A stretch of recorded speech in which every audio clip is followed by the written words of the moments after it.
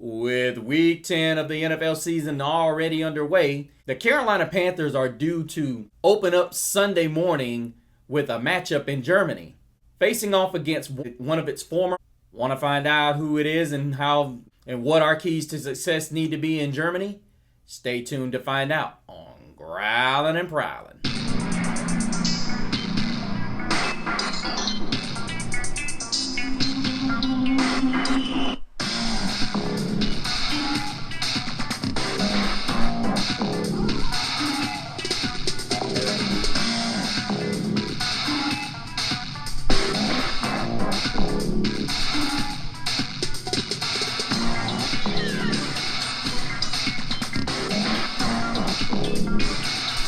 Welcome back, Panther Nation. Thank you all so much for joining us here on this edition of Growlin' and Prowlin'. I am, of course, the one and only Mr. CeeLo here, joining you here. I know it's a little bit late. I'm trying to get the time right on these, but guys, we are officially at the mark where our guys are currently asleep and preparing to get ready for tomorrow's matchup against the New York Giants. But before we do that, let's take care of a little housekeeping. Guys, you guys have been relatively quiet on the scene. I hope you all are doing great. A lot of you are still recovering from the hurricane that came through. It seems like I still remember it like it was yesterday, but many of you have finally have power now. That's a really blessed thing to see. But so grateful that you guys are safe. And as I said, let me know if you guys are enjoying the content and continue to support us. We have another subscriber, but I don't know who the subscriber is. Guys, I have to tell you, please make sure if you're watching the content and you add yourself as a subscriber that you please make sure that you let us know that you're here. I've got to have, as soon as I design the shirt, I'm going to go ahead and I'm going to make the announcement. I'm going to make sure I do the drawing before I do a show. So just to let you guys know, that's what I'm going to do.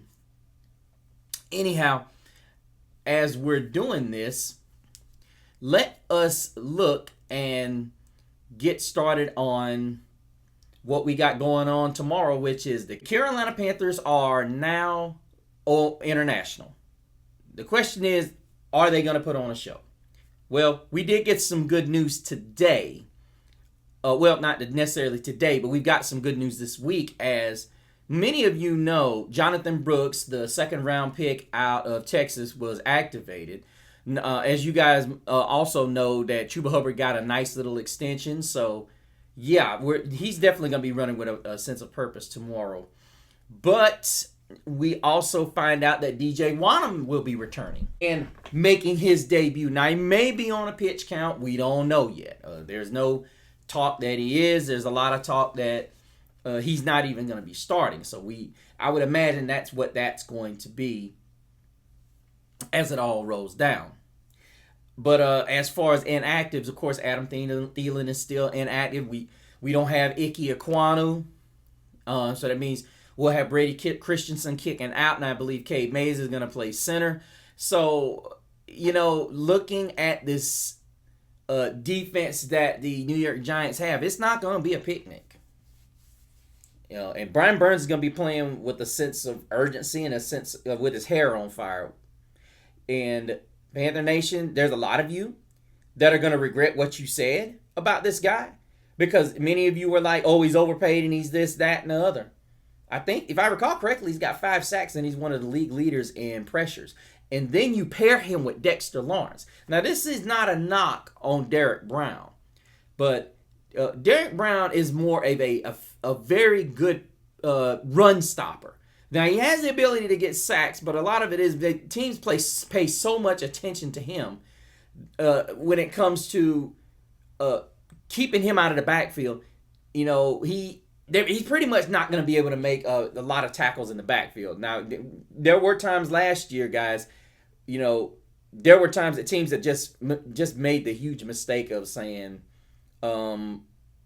let's Let's leave Derek Brown in one-on-one. And that's what happens a lot with Dexter Lawrence. But Dexter Lawrence is actually very dangerous on any case. He can break double teams. He can break single coverage, blocking schemes and whatnot. And then you have to remember that Brian Burns is there. To me, this is a game of, is our offensive line going to hold up their end on the edges? And then, as I said, I think ultimately Hunt and those guys are going to have to do a lot of chipping with Cade Mays. They're going to have to give him help with Dexter Lawrence. That's just the way it's got to be.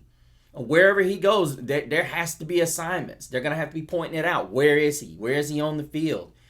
And, this is a situation where if we're not paying attention on the offensive line, this could be a huge, huge game for the New York Giants defense.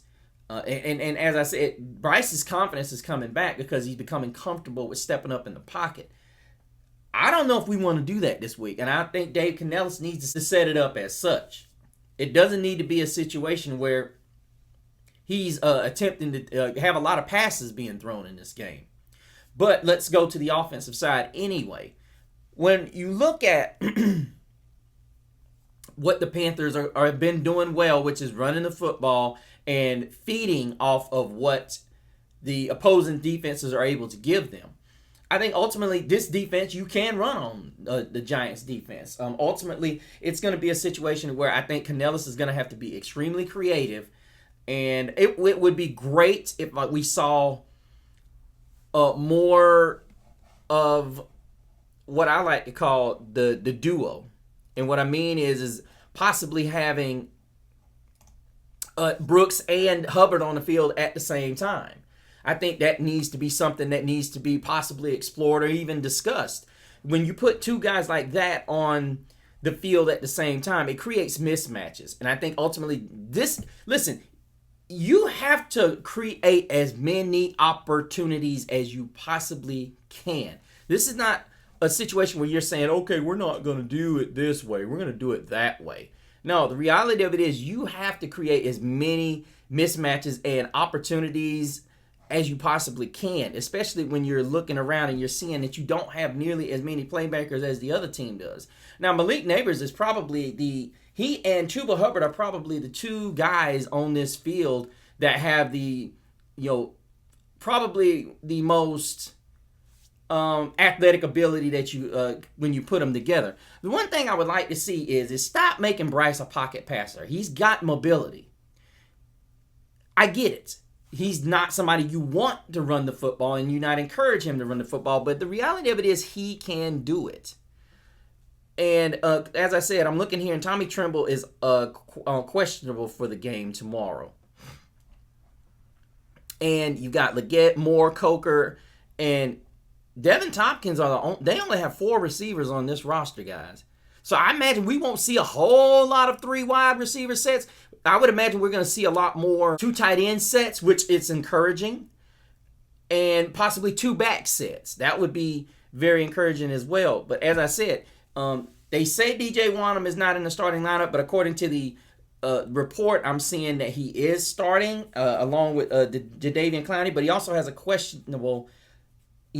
questionable designation beside his name. And of course, Jordan Fuller and Damani Richardson, who's been playing out of his mind lately. I love this kid. I think he's been balling out. We're going to need him tomorrow. He's going to have to be huge because you're going to see a lot of Daniel Jones, and Coach Avero is going to have to come up with different ways because, in my opinion, there are a lot of things that this guy is incapable of doing.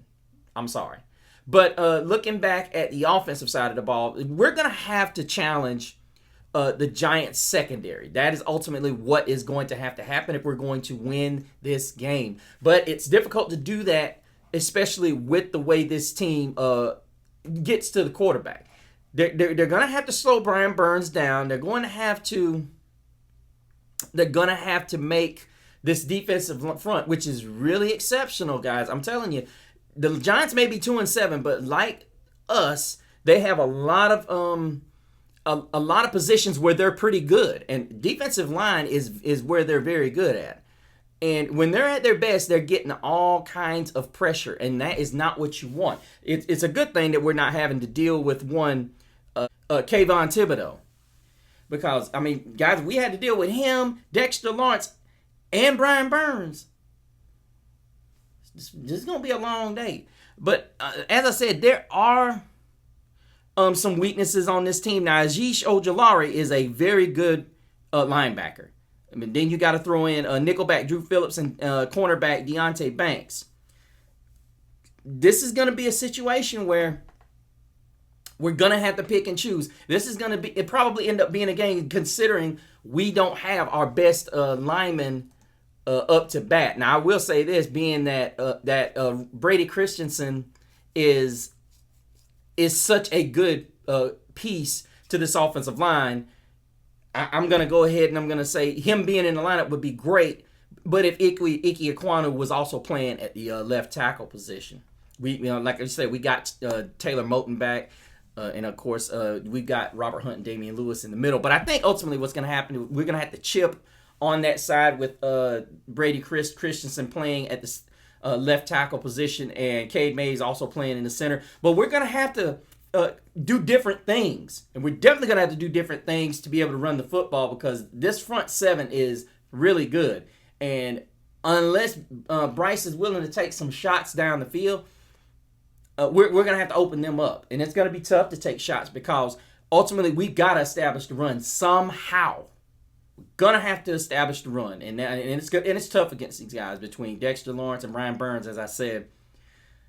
But looking at the defensive side, the New York Giants pose a different issue for the Carolina Panthers, and that issue is going to be Daniel Jones's mobility, and then you've got Malik Neighbors, who has turned into a serious threat at the wide receiver position. I knew this guy had the ability to be, I would say, a top tier number 2, maybe a low tier number 1.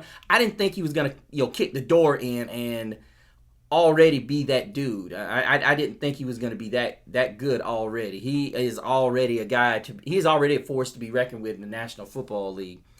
Daniel Jones really trusts him. Tyrone Tracy is a concern because the Giants are like the Carolina Panthers. They're going to want to run the football at all costs. They want to keep the ball out of Daniel Jones' hand as much. Look, they want to keep the decision making out of Daniel Jones' hands as much as possible. And I would imagine certain people want to keep the decision making out of Dayball's hands as much as possible as well. So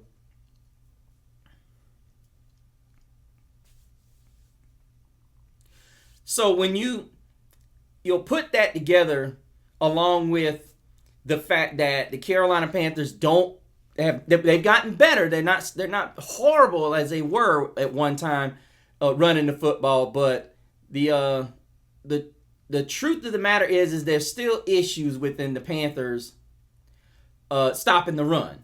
But as I said, they've gotten better. The run stopping has gotten better, and I think you got to give some of the credit to Coach Avero's making adjustments with the defensive side of the ball, bringing safeties over the top, and guys like Josie Jewell back in the lineup, and even bringing guys like Shao Smith-Wade up into the box, along with Damani Richardson, who's turned out to be an excellent tackler. Almost in that Jeremy Chinish type role.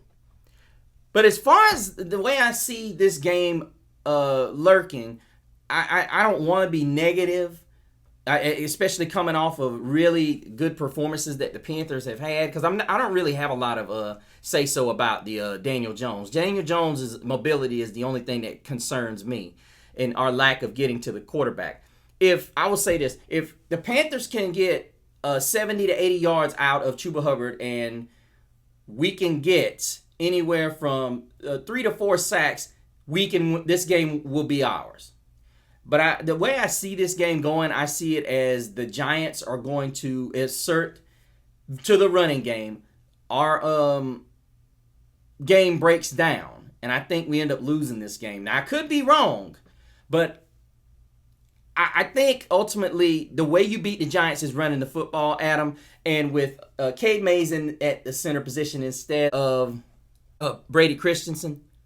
I see it as a different take. So I see us dropping this one. And I know, listen, don't give me a whole lot of hate. I want to see these guys win, but I think the defensive front for the Giants is going to be too much. The only way we win this game is unless there's going to be turnovers, and that's where I'm at. I think there's going to be turnovers if we're going to win this game. But I'm taking the Giants probably by about a field goal. This is probably going to be a real snoozer. I want us to win it. I know you guys are going to be like, how can you be that way? I think we can win it, but the Giants are one of those teams, they played everybody tough, and they're not as bad as their record indicates. Well, let me rephrase that. Daniel Jones is that bad. They've got a good defense.